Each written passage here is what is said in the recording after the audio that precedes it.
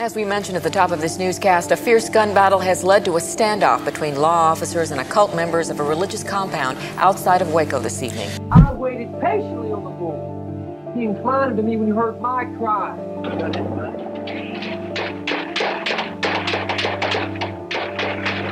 For 36 hours now since federal agents first confronted a heavily armed religious cult near Waco. They were met by a hail of gunfire. When you hear about people branching off and going out and doing their own thing, like the Waco Davidian thing, the house is on fire and drove over the houses with tanks. Yeah. It's really barbaric. I mean, it was just savage. And it was, you know, this is how they had been operating for the longest time. He was like a martyr. He like had this self-fulfilling prophecy. Yeah. He made himself out to be this Jesus character, and that they would all, the government would come to attack him. And how glorious must it have been for him when the ATF was storming the compound and a gunfight was going on and bullets were going. It's like, they're coming for me. Yeah. I'm too powerful. They're coming for me. He must have been like that, right?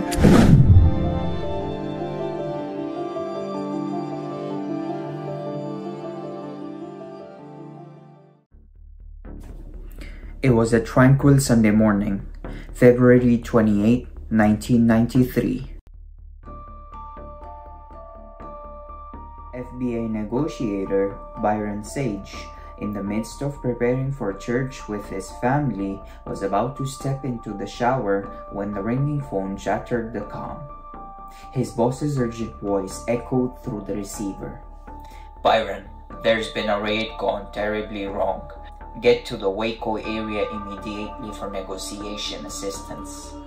Swiftly abandoning his plans, Detective Sage raced through the streets, the blare of police sirens his constant companion. Amidst the chaos, he saw details about the unfolding situation. The Bureau of Alcohol, Tobacco and Firearms, ATF, had initiated a search warrant at the compound of the Branch Davidians, Christian Adventist subgroup led by David Koresh, on charges of alleged sexual abuse and illegal weapons violations. Unbeknownst to Detective Sage, this raid would mark the onset of the longest FBI standoff in history. Little did Detective Sage know the magnitude of what lay ahead of him. This pivotal moment was merely the beginning of an intense and protracted ordeal, one that would grip the nation's attention. The story of David Koresh, the Branch Davidians, and the infamous Waco Siege.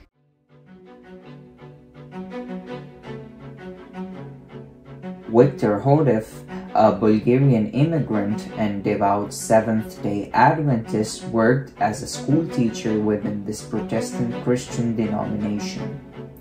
Adventists stemming from various Christian sects share a belief in the imminent return of Christ. In 1929, Hodef declared that he possessed a new message for the entire Adventist Church, outlining his perspectives in a book titled The Shepherd's Role. However, the Adventist leadership dismissed Hodef's idea as conflicting with the fundamental teachings of the Church, leading to his and his followers' disfellowship from the local congregations.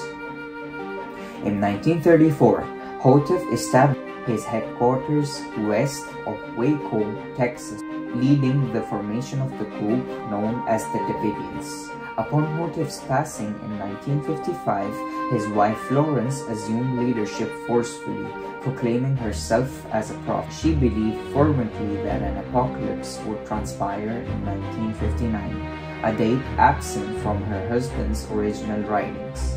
In anticipation, Florence and her council gathered hundreds of faithful followers at Mount Carmel Center, the group's compound near Waco, awaiting the prophecy's fulfillment. As with many false prophets, the anticipated event failed to materialize. Following this disappointment, Benjamin Rodden, a member of Davidians, established a group known as the Branch Davidians, taking control of Mount Carmel.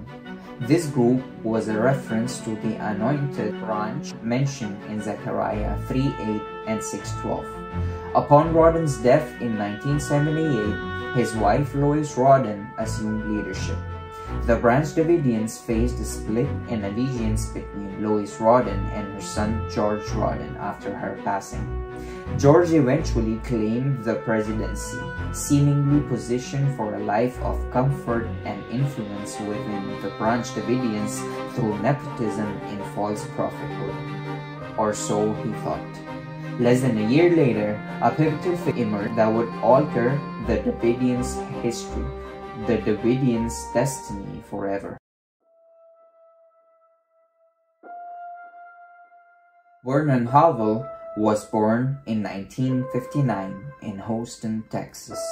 He had troubled childhood evident from the fact that his mother had when she was 14 and didn't meet his biological father until he was 17. Throughout his early years, he was put in special ed classes at school due to suffering from dyslexia. However, this did not stop this determined young boy from learning the Bible from a young age. He joined his mother's church, the Seventh-day Adventists, from a very young age, but as he grew more rebellious and anti-authority along with growing older, he wasn't in the good books with the church leaders until they had had enough one, and he was kicked out. After he was kicked out from the Seventh-day Adventists, he realized that he had an exceptional talent for explaining the Bible to others. He had realized an opportunity in this. You see, Howell wasn't your average devout church-going boy. He was a strategist, manipulative thinker, and an ambitious opportunist. This you will understand as we proceed with the story. Howell was now in search for another Adventist church that he joined to utilize his potential, and he came across the Branch Davidians located in Mount Carmel. He was quick to join the church. Initially, he would write and sing for the church, but he didn't really get much attention. He knew that if he wanted to establish his influence over other Davidians, he needed a rebranding, which he did. He renamed himself to a more biblically appropriate name, David Koresh. The name was chosen very carefully to essentially, quietly and subtly indicate to other Adventists that he wasn't a normal person. Koresh is the name of Cyrus the Great in Hebrew. By choosing this name, he claimed ties to King David and Cyrus the Great.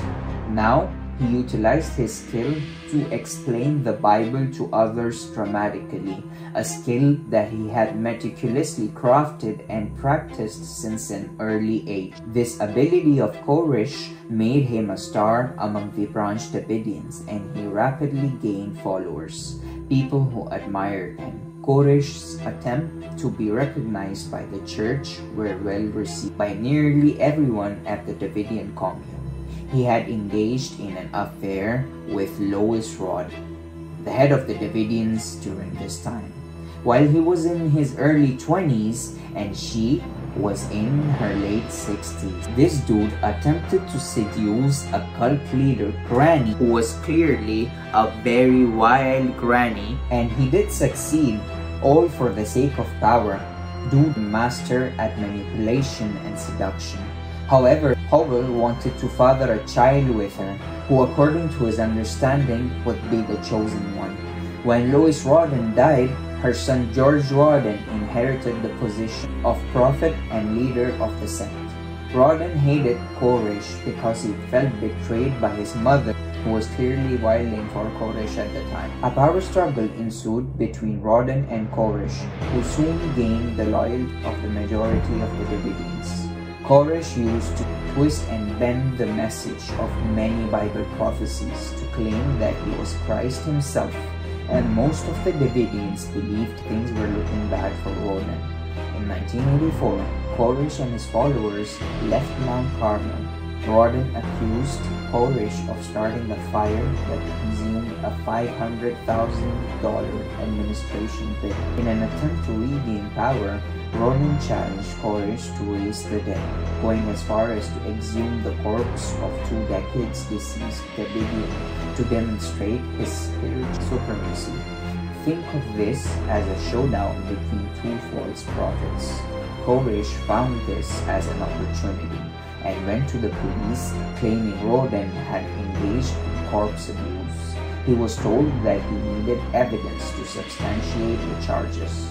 On November 3, 1987, Howell and 7 of his followers raided Mount Carmel, 5.23 caliber automatic rifle, 2.22 caliber rifles, 12-gauge shotguns, and nearly 400 of ammunition in an apparent attempt to retake the compound. Koresh's group claimed that it was trying to obtain evidence of Roden's illegal activities, but its members did not even take a camera with them. When Roden saw the armed men storming his building, he brought out his guns and a firefight ensued, resulting in the death of one unrelated person at Mount Carmel. This led the jury to confine Roden to a psychiatric hospital as he pleaded insanity to escape charges. This was a victory for Koresh, since now there was a power vacuum at Mount Carmel, which he could take advantage of to become the only unchallenged leader of the Branch Davidians. The trial ended with the jury finding Koresh's followers not guilty, but the jury members were unable to agree on a verdict for Koresh himself. After his followers were acquitted, Koresh invited the prosecutors to Mount Carmel for ice cream. This incident is the reason why the Waco Siege took place in the first place, because all Koresh had done was bring himself under spotlight from the media and the ADF because of the scale at which weapons had been involved. Now, before we discuss the Waco Siege, let's discuss the iceberg of heinous allegations placed at Koresh, because his lies run deeper than you think. The following list of points is why the ATF decided to obtain a search warrant on David Koresh. The iceberg of lies. The ADF had noted down how Koresh had started as an ordinary musician for the Branch Davidians, but how shrewdly he had used trickery and seized every opportunity immorally to rise to the ranks of the Davidians, as mentioned earlier. This wasn't the end of it. After the power vacuum was left when Roden had left the Davidians, Koresh decided to openly preach his version of the Bible and openly start to claim to be Jesus Christ. That wasn't the end of it. This guy, who by now claimed to be a descendant of King David and Cyrus the Great, also claimed that he was King Solomon. This, according to him, meant that he had the divine right to at least 60 wives and 80 concubines.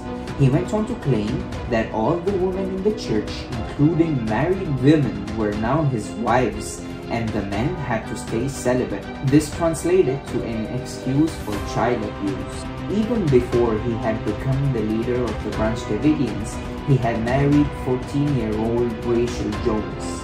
This was legal in Texas at the time, as her parents had agreed to. He then went on to marry Rachel's younger sister, and then another kid, 10-year-old Terry Jewell. These are the cases that have been confirmed. Keeping in mind the influence he had over other Davidians, the true scale of the horrors and the number of kids and women he might have exploited may have been at a scale ADF might not have even imagined at the time. It is also claimed that the children would be physically beaten up badly if they broke rules or ever refused to comply with Koresh's commands. As time passed, it became clear that the Davidians under the commands of Koresh had been stockpiling weapons, illegally converting semi-automatic weapons to fully automatic ones. The Davidians were bringing various gun magazines and explosives at an alarming rate. It was high time for the ATF to start investigations into the Davidians, which they did. For more than 6 weeks, Robert Rodriguez lived in a small farmhouse near the Branch Davidian compound, pretending to be a technical college student fascinated with the religious teachings of David Koresh. In reality, he was an undercover agent with the federal government. However, it did not take long for the cunning Koresh to figure that out. Koresh still let him attend Bible study in an attempt to convert Robert, make him work for him rather than the ATF. Rodriguez and other agents, using fictitious identification and posing as students, had moved into the house 300 yards from the compound on January 10, 1993. Using video cameras and other surveillance, their job was to gather evidence that would lead to an arrest of Koresh for owning fully automatic machine guns and other illegal weapons. But after 2 weeks, Rodriguez said that the agents realized we weren't getting what we wanted, and the decision was made to enter the compound and establish some kind of relationship with Koresh. On the morning the ATF was going to conduct the raid on Mount Carmel, Rodriguez discovered that Koresh had been tipped off about it by an inside informant. Rodriguez knew exactly what this meant, what kind of implications it may lead to during the raid.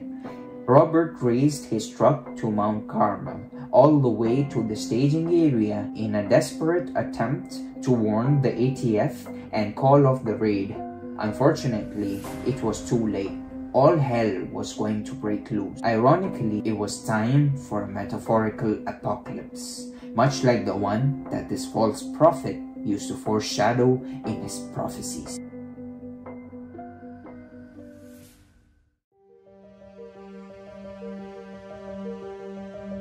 On the early hours of the morning of February 28, 1993, 3 ATF helicopters started encircling the compound, and trucks filled with ATF agents started pulling up to the compound. It is claimed that Koresh instructed the women and the children to stay in the rooms, and he headed out to talk to the ATF. Allegedly, the first thing that Koresh said to the ATF was, "Hey, wait a minute, there are women and children in here." At this point, it is debated to this day which side shot first. Each side claims that the other side shot first and they just acted in self-defense, but it is certain that a firefight suddenly ensued. Koresh was immediately shot in the wrist and stomach, but managed to get back inside. A Davidian named Wayne Marden called 911 from within the compound.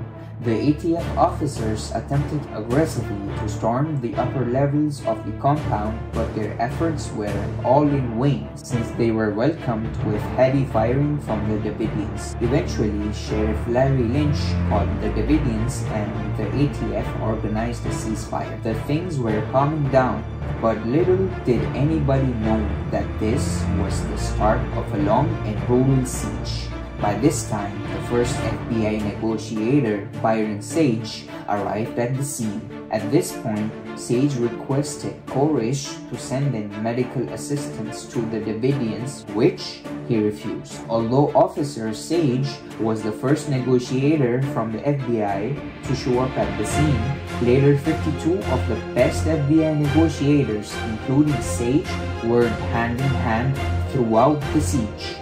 Many officials started to complain that ATF had handled the raid very unprofessionally, and the FBI took over the situation almost completely. The FBI came with 2 groups, the Hostage Rescue Team, HRT, and the negotiators. There was subtle discord between the 2 groups throughout the siege. Since the raid on the compound had been so brutal, the Davidians did not really trust the authorities. The distrust was escalated by some actions of the authorities. For example, when the Davidians tried to reach out to local news networks to convey their message, the FBI cut off all communication pathways for the Davidians, forcing them to make the FBI negotiators their only point of contact. The main thing that concerned the FBI at the back of their mind was that they were scared that the Davidians might commit mass suicide inside the compound since they were dealing with a cult. This made bringing out the Davidians from the compound safely the top priority for the FBI. After a few hours of negotiations, Koresh demanded that he be able to broadcast his religious teachings and worldview to the outside world. Koresh agreed to send a few children out if this was done. His broadcast was played on Dallas radio, and kept his promise and sent out 4 children from the compound. The FBI was strictly instructed not to engage in any sort of gunfighting, as long as it wasn't absolutely necessary for self-defense. Koresh sent out 10 more children the next day and demanded that if a recording of his Bible study played on Christian Broadcasting Network, everyone, including himself, would come out. But lying and manipulating was second nature to Koresh, and when no one came out the next day, he said God had told him to wait. A few days later, Koresh sent out a tape showing his children and his wound in an attempt to gain sympathy from the world. By the time the siege reached its midpoint, the HRT was growing tired and was looking for questionable ways to bring out the Davidians from their compound. During the night, they focused bright light into the compound. They shut off all electrical sources for the compound, installed loudspeakers around the compound, and played audio tapes of the Davidians who had come out. They also blasted Christmas carols and Tibetan chants all throughout the night, all in an attempt by the HRT to make life inside the compound unbearable for this cult. This tactic, called stress escalation, contrary to stress de-escalation strategy that was being followed by the negotiators. Contrary to the stress de-escalation strategy that was being followed by the negotiators. This discord between the two groups of the FBI proved counterproductive, and the stress escalation tactic instead angered the Davidians even more. Koresh said that he would not send out anybody. By now, more than a month had passed and there was no sign of progress. This made the HRT desperate to find a solution, which they did come up with. It was to drive out the Davidians from the compound using tear gas, and as crazy as it may sound, they proceeded with this. On April 19, began the operation. 2 tanks carrying a Mark V liquid injection system were driven to the compound and positioned at the first floor windows. After 10 minutes, the gunfire hitting one of the tanks, in response to which they sped up the operation. This was beginning of the climax of the apocalypse for the Davidians. First-hand accounts of survivors say that grown men were almost in tears from the gas getting on their bare skins. A few hours after the gassing had started, a fire broke off on the second floor of the compound. 1 minute later, a second fire broke out on the first floor, and 1 minute after that, a third one on the side of the building. It was particularly windy that day, which helped in increasing the flames. Within seconds, the flames devoured the chapel and gymnasium, and within the first minute, the entire compound was completely devoured by flames. Koresh instructed to put all the women and children in a concrete bunker, but little did he know that he was sending these unfortunate souls to their fiery graves. It was a horrifying scene. Out of the 85 people in the compound, only 9 managed to escape, and most of the survivors sustained major injuries. They ran out of the compound with burnt body parts. The Davidians inside died from monoxide poisoning, smoke inhalation, or they were buried under the rubble. David Koresh was found deceased from sustaining gunshot wounds on the forehead. Whether it was self-inflicted or the work of a close follower, it is still debated to this day.